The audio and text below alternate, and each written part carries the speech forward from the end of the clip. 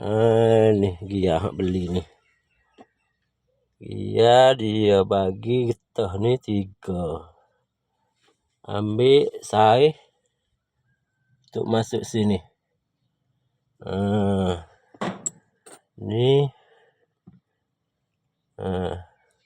Ini sai dia nih. Tebuk lubang situ nih.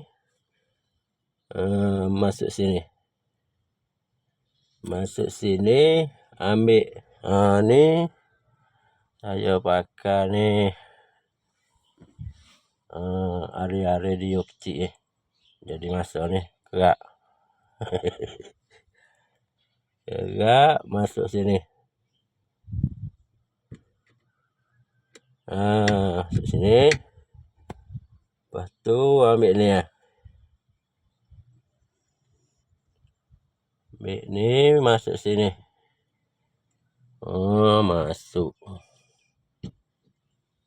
Tekan.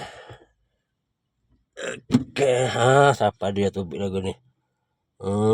Tu. Lepas tu pasal ni ya.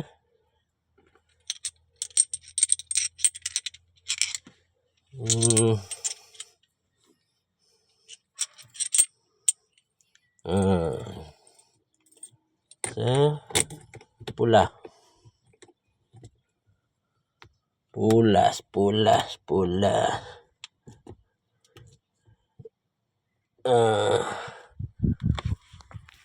Okey.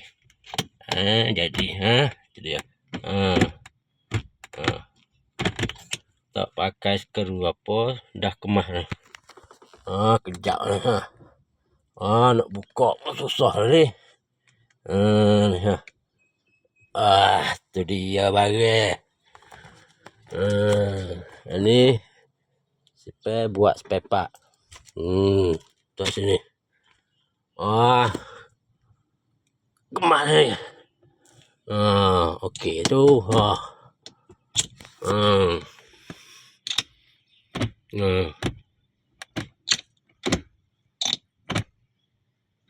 Okey, selesai.